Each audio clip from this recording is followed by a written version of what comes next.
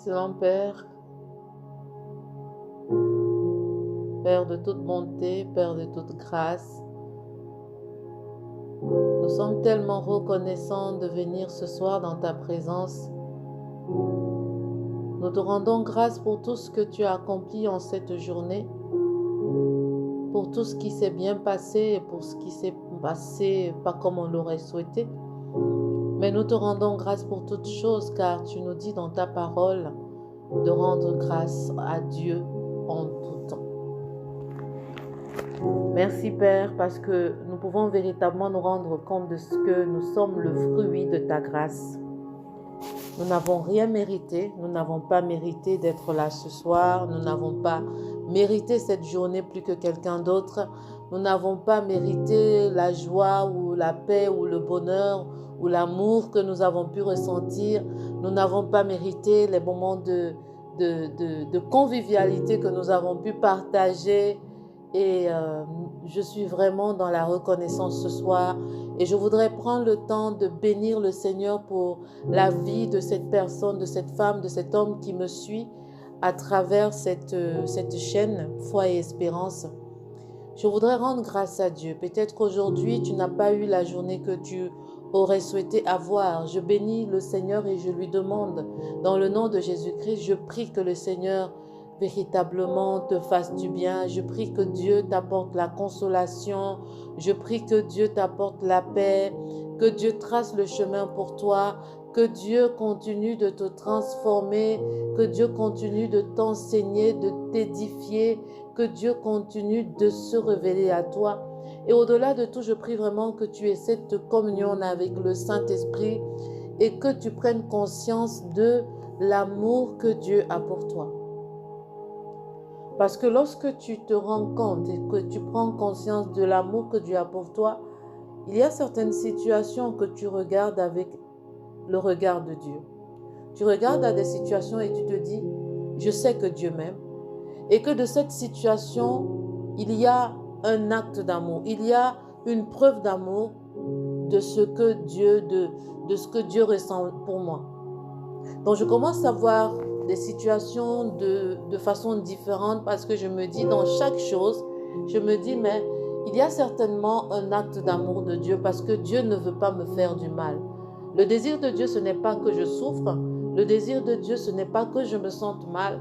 Dieu a des projets de paix, de bonheur pour moi, pour me donner un avenir et de l'espérance. Et par la grâce de Dieu, lorsque je vois les choses de cette façon-là, je suis vraiment dans la joie, même lorsque les situations pourraient m'opprimer, ou alors m'oppresser, ou alors me faire sentir mal. Et à un moment, je me dis aussi, j'ai pas besoin de m'en vouloir pour certaines choses, de rester dans la culpabilité, de rester dans le regret, de rester dans l'angoisse, parce que je me dis que dans tous les cas, toutes choses concourent pour le bien de ceux qui aiment Dieu. Amen. Donc c'est vraiment l'avantage ou les bénédictions que nous pouvons avoir au fur et à mesure que nous passons du temps dans la présence de Dieu et on commence à chérir ces moments. Et matin comme soir, j'ai des temps que je passe dans la présence de Dieu. Malheureusement, en ce moment, nous avons des soucis de connexion à Internet. Le réseau Internet ou téléphonique n'est pas très stable. Donc, j'ai du mal vraiment à télécharger. J'ai du mal à télécharger en fait tous les moments que j'enregistre. Mais je crois par la grâce de Dieu que je vais le faire. Dans tous les cas, dimanche par exemple, j'ai fait un moment d'adoration. Ce matin, j'ai fait un moment pour consacrer la journée, la semaine à Dieu. Et voilà. Et puis ce soir, je suis là en fait pour encore partager un moment avec toi, tout en priant que la connexion Internet me permette de pouvoir publier ça sur la chaîne. Alors oui, voilà, je te disais, je suis vraiment bénie de partager ce moment avec toi. Pour moi, c'est vraiment une gratitude. Je suis dans la reconnaissance. Je refuse de prendre ces moments pour acquis. Je refuse de me comporter comme si j'étais arrivée. Non, je ne suis pas arrivée. Je suis vraiment dans l'humilité pendant ces moments que je partage avec toi. Et je prie que ces moments soient vraiment des moments de bénédiction, tout comme ils sont des moments de bénédiction pour moi également. Et ce que je voudrais aussi partager, c'est que la vie, le quotidien que nous avons sont autant de sujets que nous pouvons partager avec notre prochain, avec notre famille, avec des personnes qui sont autour de nous. Et c'est ce quotidien-là que j'essaye parfois de partager avec chacun de vous. Donc, c'est des situations que je peux vivre et que je suis conduite à parler de ces situations-là à travers des méditations, des moments d'encouragement, des moments d'édification par le Saint-Esprit, conduit par le Saint-Esprit. Et ce soir, j'ai envie de vous parler de ce que Dieu nous dit, que nous dit la Bible sur les épreuves. Ce matin, j'ai écouté vraiment un enseignement qui m'a beaucoup appris. Et avant, lorsque je traversais des moments qui étaient un peu des épreuves ou des tribulations, j'étais vraiment dans une situation de plainte, de lamentation, de mais pourquoi Seigneur, pourquoi, je posais tellement de questions à Dieu, mais pourquoi tu as permis ça, pourquoi tu as fait ceci, pourquoi, alors que, donc j'étais plutôt vraiment dans une attitude de plainte, une attitude de lamentation, une attitude de colère, même si parfois tu peux ressentir de la colère, mais une sainte colère qui est par la suite apaisée par l'amour de Dieu. Mais aujourd'hui, je regarde les épreuves comme un sujet d'élévation spirituelle. C'est pour moi une occasion de tester ma foi, de voir à quel niveau se trouve ma foi. Est-ce que je continue d'aimer Dieu malgré mes épreuves? Est-ce que je continue de chercher Dieu malgré les épreuves par lesquelles je passe? Est-ce que parce que je suis actuellement dans des moments d'épreuve, est-ce que j'abandonne Dieu? Est-ce que je me dis, mais Dieu m'a abandonné? Comment est-ce qu'il peut faire ça? Mais aujourd'hui, par la grâce de Dieu, et je bénis vraiment le Seigneur pour cela, c'est que je regarde ces moments d'épreuve et je dis à Dieu, mais Seigneur, qu'est-ce que tu veux m'enseigner à travers ces moments? Qu'est-ce que tu veux m'enseigner?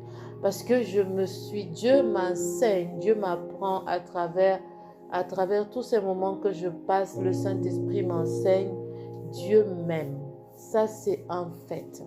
Ça, c'est quelque chose qu'on ne peut pas discuter. On ne peut pas discuter de ça, de l'amour que Dieu a pour toi. Dieu t'aime. Premièrement, Dieu ne veut pas que tu souffres. Deuxièmement, Dieu a des projets de paix, de bonheur pour toi. Troisièmement, et il y a tellement de raisons qu'on peut énumérer pour t'assurer que Dieu ne veut pas que tu ailles mal. Dieu ne veut pas que tu sois triste. Donc, j'ai été plutôt amenée pendant cette saison-ci, qui est aussi une saison d'épreuve actuellement au niveau de mon travail. C'est des saisons d'épreuve et je suis amenée à demander à Dieu, Père, qu'est-ce que tu veux m'enseigner à travers ces épreuves? Qu'est-ce que tu veux m'enseigner? Et je vous avoue que demeurer dans la présence de Dieu, c'est quelque chose d'inexplicable. La présence de Dieu te donne la paix. Lorsque Dieu te dit, et la paix de Dieu qui surpasse toute intelligence, lorsque la parole de Dieu te dit, faites connaître vos besoins à Dieu par des supplications, veillez-y avec des actions de grâce, et la paix de Dieu qui surpasse toute intelligence gardera vos cœurs et vos pensées en Jésus-Christ. C'est que c'est la vérité. C'est vrai. Je vous le dis, c'est vrai. La paix de Dieu est une paix, c'est le genre de paix qui n'est pas humainement explicable. Tu es dans les tribulations, mais tu as la paix. Tu es dans les tribulations, mais tu rayonnes. Tu es dans les tribulations, mais tu es dans la gratitude.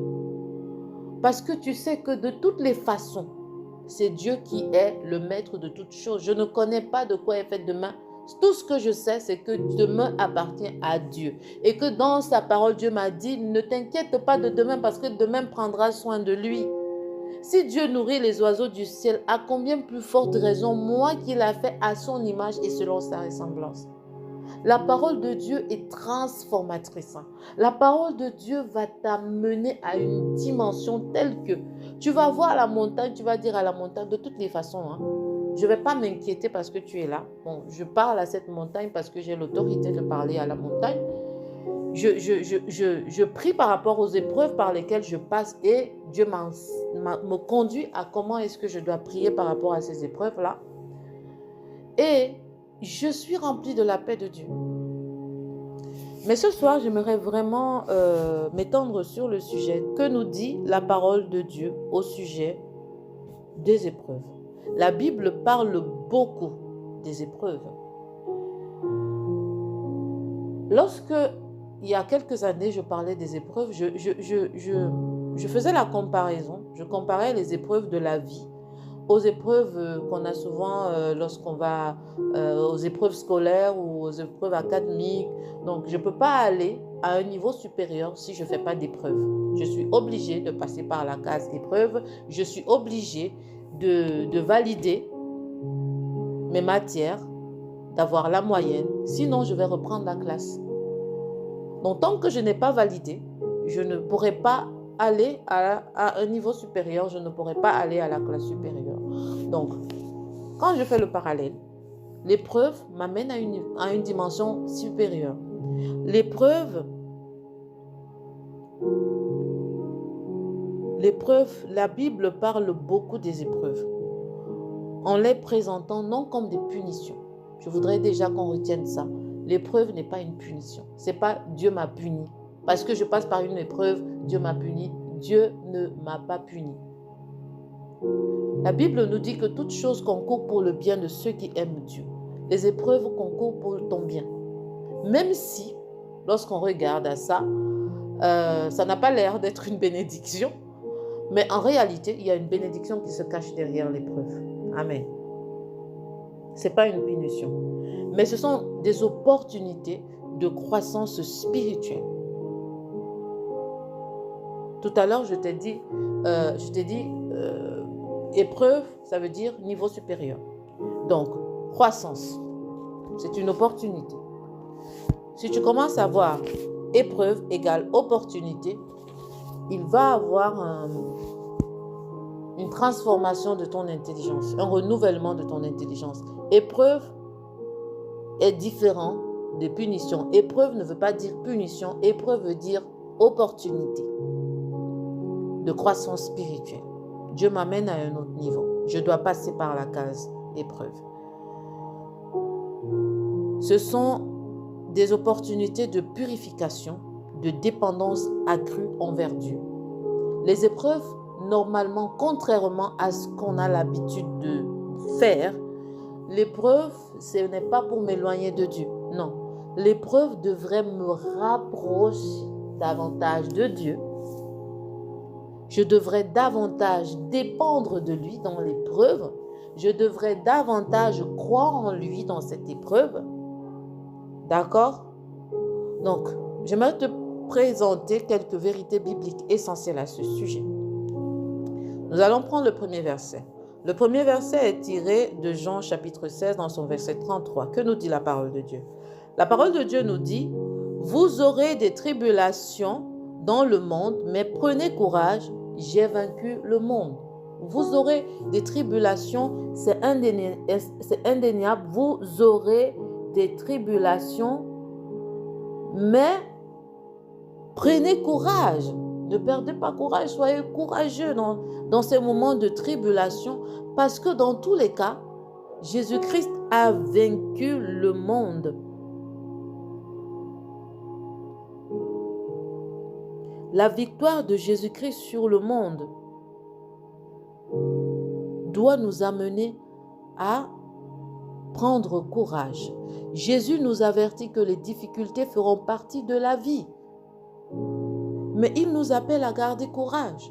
Les difficultés feront partie de la vie. Si on t'a fait croire que tu es né de nouveau, tu as nouvellement donné ta vie à Christ, tu as accepté de marcher, de suivre Christ, tu as accepté. Voilà, tu te dis que ta vie là va être sans tribulation, c'est faux.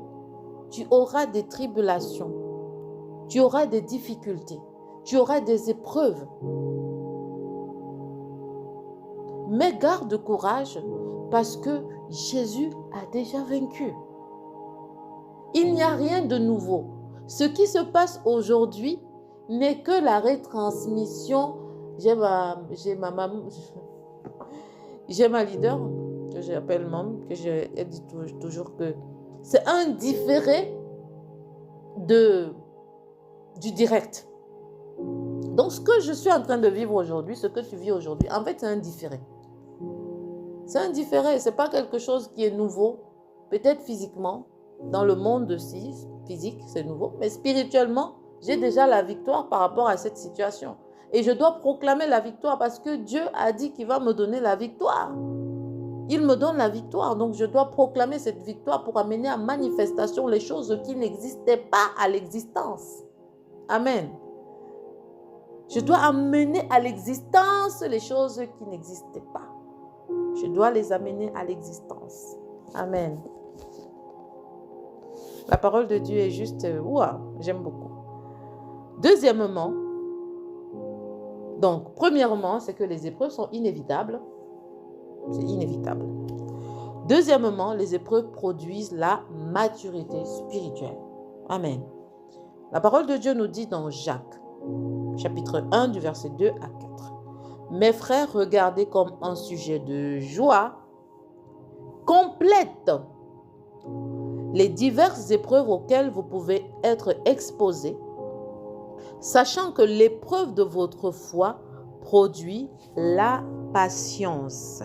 Mais il faut que la patience accomplisse parfaitement son œuvre, afin que vous soyez parfaits et accomplis sans faillir en rien. Regardez comme un sujet de joie. Ça veut dire que lorsque tu es face à des épreuves, à des difficultés, tu dois les regarder comme un sujet de joie. Tu dois être dans la joie. Ça là, c'est dur, hein? C'est fort. Tu dois être dans la joie quand tu passes par les épreuves. Tu dois regarder les épreuves comme un sujet de joie. Et Dieu insiste, complète toutes les épreuves, les diverses épreuves par lesquelles tu peux passer. Tu dois les regarder comme un sujet de joie complète. Parce que tu sais que l'épreuve de ta foi va produire la patience. Pendant que tu es dans cette épreuve et que tu as ta relation avec Dieu, tu es patient, tu sais que dans tous les cas, Dieu va agir, Dieu va faire ce qu'il avait déjà prévu de faire d'avance. Amen.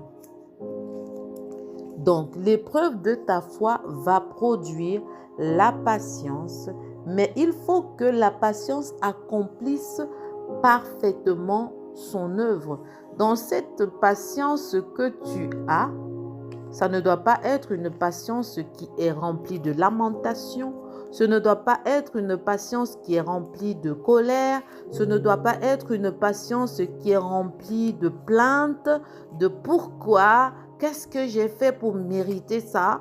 Ça doit être une patience qui accomplisse parfaitement son œuvre, afin que vous soyez parfaits et accomplis.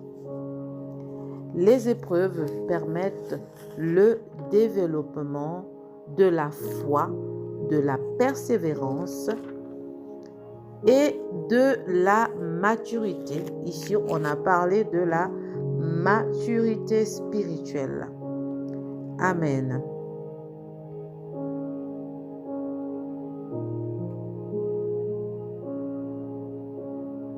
Amen.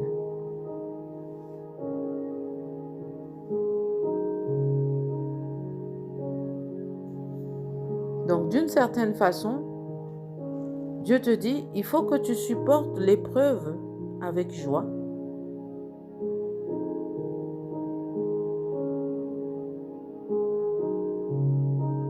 Parce que les épreuves vont venir te briser ta paix, ta consolation, ta joie, ton bonheur. Mais tu dois supporter les épreuves avec joie. Tu dois regarder comme un sujet de joie complète les diverses épreuves par lesquelles tu peux passer. Amen.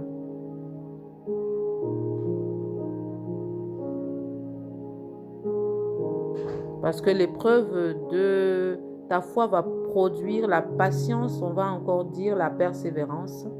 Donc dans cette épreuve, tu vas persévérer, tu ne vas pas t'arrêter. Tu vas aller jusqu'au bout de ta foi. Tu vas continuer de croire, tu vas persévérer. Amen.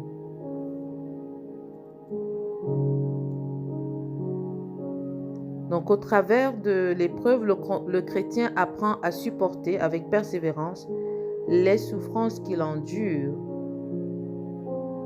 et de surcroît à chérir les bénéfices qu'il pourra en retirer jusqu'à ce que Dieu y mette un terme au temps fixé d'avance par Dieu. Amen. Troisième vérité.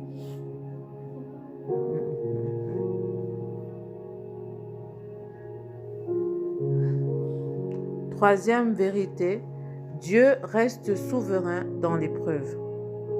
La parole de Dieu nous dit dans Romains chapitre 8, dans son verset 28, « Nous savons du reste que toutes choses concourent pour le bien de ceux qui aiment Dieu. » Amen.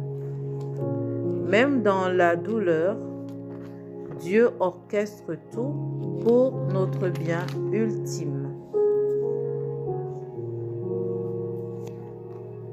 Amen.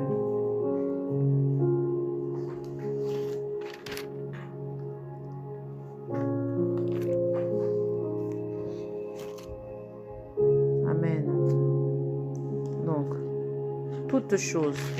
Quand la parole de Dieu te dit toutes choses, c'est toutes choses. Ce n'est pas uniquement les choses, les bonnes choses. C'est aussi des moments de tribulation, c'est aussi des moments d'épreuve. Amen.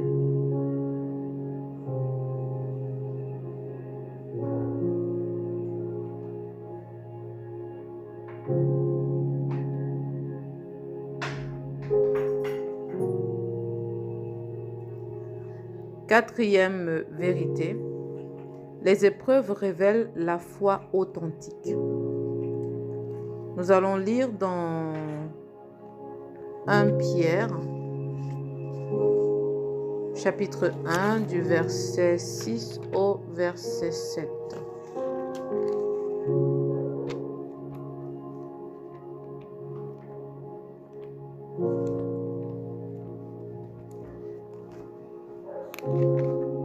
Pierre, chapitre 1, du verset 1 au verset...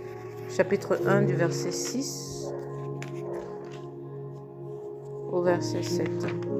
Que nous dit la parole de Dieu?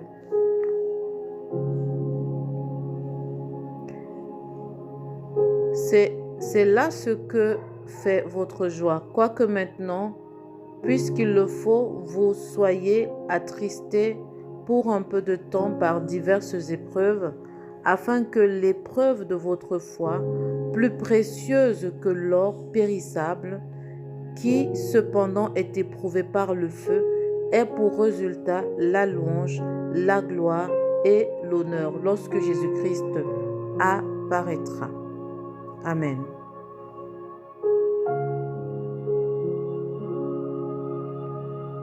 Donc, les épreuves vont tester et purifier ta foi comme l'or est éprouvé par le feu.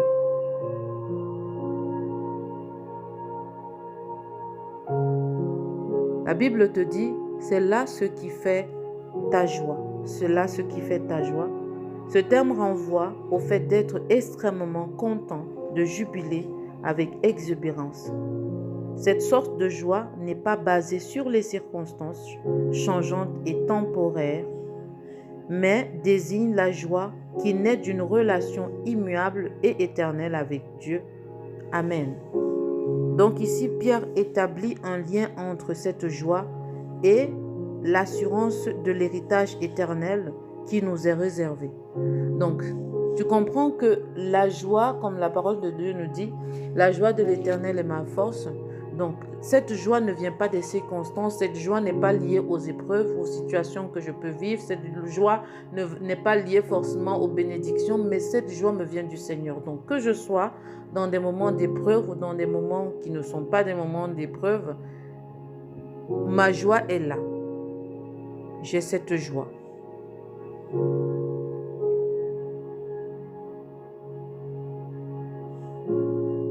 Amen.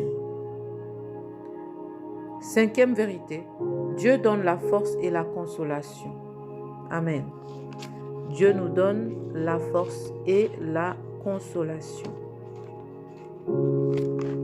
Nous allons lire dans 2 Corinthiens, chapitre 1, dans son verset. Je pourrais vous partager toutes ces références bibliques afin que vous puissiez également aller lire et être édifiés à votre tour par le Saint-Esprit. Alors, chapitre 1 du verset 3 au verset 4. Que nous dit la parole? Béni soit Dieu le Père de notre Seigneur Jésus-Christ, le Père des miséricordes et le Dieu de toute consolation, qui nous console dans toutes nos afflictions, afin que par la consolation dont nous sommes l'objet de la part de Dieu, nous puissions consoler ceux qui se trouvent dans l'affliction. Dieu ne nous laisse jamais seuls dans la tempête. Il nous console, il nous soutient, afin que nous également, nous puissions consoler ceux qui peuvent passer par des moments d'affliction. Donc, ne t'étonne pas que toi, tu puisses passer par des moments d'affliction et que, bizarrement, que tu sois encouragé à encourager d'autres personnes qui passent également par des moments de tribulation, par des moments d'affliction. Amen.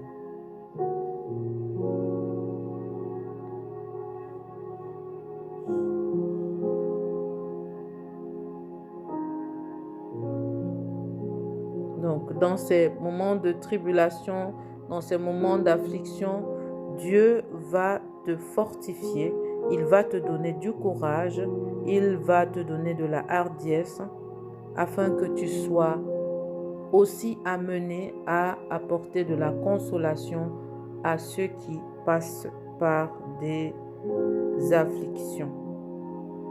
Amen.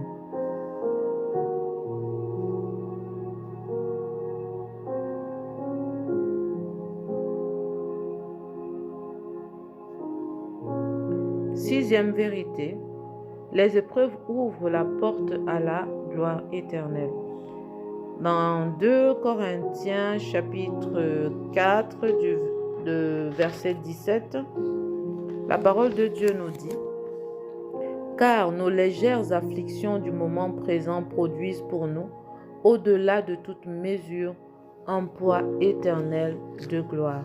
Ceci devrait te rassurer dans ce que tes afflictions produisent la gloire, produisent des bénédictions. Amen.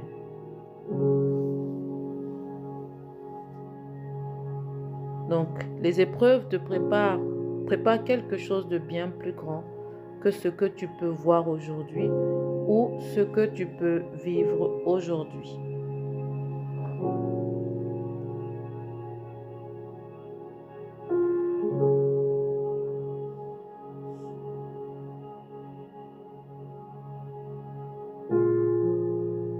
Donc, d'un point de vue humain, la parole de Dieu nous dit: le témoignage personnel de Paul s'apparente à une longue liste de souffrances et de persécutions qu'il endura tout au long de sa vie.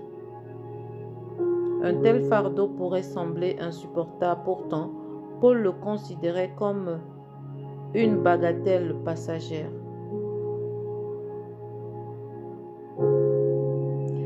Pour Paul, la gloire à venir aux côtés du Seigneur était plus que suffisante pour compenser toute souffrance qu'il pourrait connaître dans ce monde. Il avait compris que la gloire éternelle était à la mesure de la souffrance.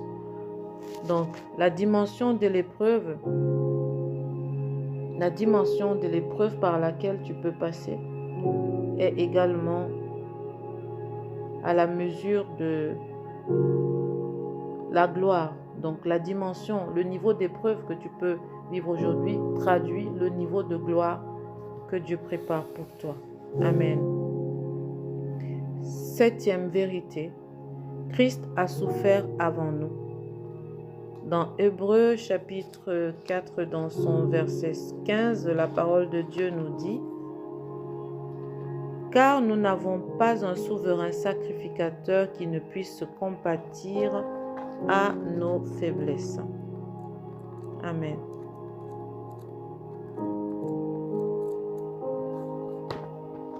Jésus connaît la souffrance, il nous comprend et il nous soutient. La souffrance par laquelle tu peux passer, par laquelle nous pouvons passer, ces souffrances, ces afflictions, ces épreuves ne sont pas inconnues pour Jésus-Christ. Il a souffert encore pire que cela. Et il nous comprend et il nous soutient dans cette souffrance. La Bible nous dit que quand je marche dans la vallée de l'ombre de la mort, je ne crains aucun mal car tu es avec moi, ta houlette et ton bâton me rassurent. Donc dans ces moments-là, je peux me confier en Dieu, je peux être rassuré de ce que je ne suis pas seul. Dieu m'a dit, je ne t'abandonnerai pas, je ne te délaisserai pas. Voici, je suis avec toi jusqu'à la fin des temps. Amen.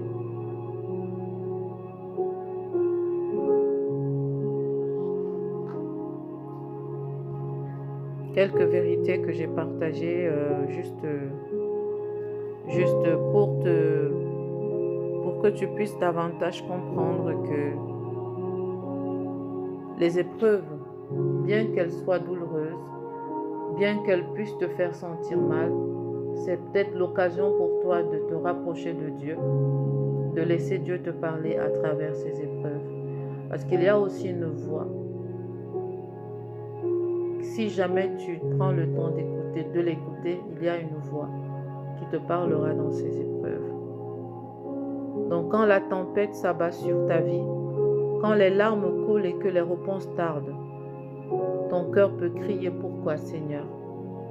Mais la parole nous enseigne une vérité bouleversante. Les épreuves ne sont pas là pour nous détruire, mais pour nous construire. Dieu ne gaspille jamais une douleur. Chaque épreuve devient un outil de transformation entre ses mains. Elle façonne notre caractère, fortifie notre foi et élargit notre capacité à aimer, à persévérer et à dépendre de lui. La foi n'est pas l'absence d'épreuves, mais la capacité de tenir ferme en sachant que Dieu est fidèle. Il est présent dans la fournaise, comme avec les 3 Hébreux, dans Daniel 3. Il calme la tempête quand le moment est venu. Et même s'il ne l'arrête pas immédiatement, Dieu te soutient. Amen.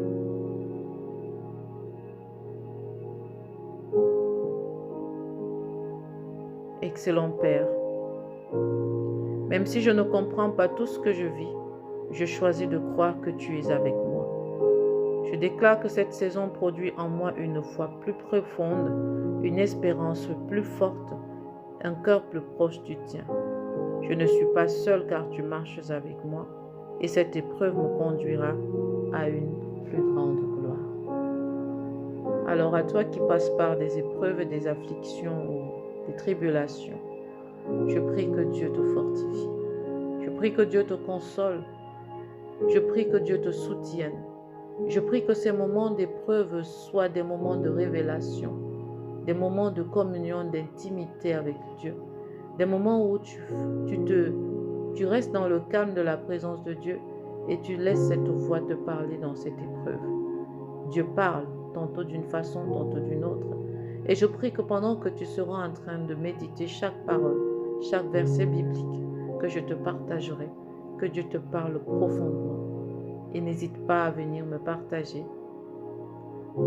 cette révélation que tu auras reçue pendant ces épreuves par lesquelles tu peux passer. L'épreuve de ta foi produit la persévérance. Et il y a une gloire plus grande à la dimension des épreuves que tu traverses aujourd'hui.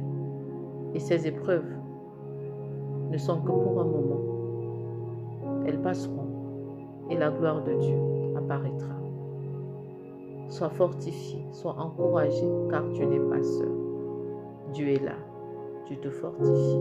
Dieu t'aime. Dieu te soutient. Dieu trace le chemin pour toi. Ne l'oublie pas. Tu n'es pas seul. Ne l'oublie pas. Tu n'es pas seul. Je te souhaite une excellente nuit et je prie que Dieu t'accorde une nuit paisible, un sommeil doux et réparateur. Si il y a quelques jours tu avais du mal à trouver le sommeil, je prie vraiment que Dieu te donne un sommeil paisible cette nuit, afin qu'au réveil demain, par la grâce de Dieu, tu viennes me faire un témoignage de ce que Dieu t'a fait du bien. Je déclare que toute âme forgée contre toi soit nulle et sans effet, et que toute langue qui s'élève en justice contre toi soit condamnée. Je te souhaite une excellente nuit sous la protection divine, alors que l'ange de l'Éternel campe autour de toi. Et je te dis à demain par sa grâce. N'oublie pas de partager ce moment avec une personne qui passe par des moments difficiles, des afflictions, des tribulations.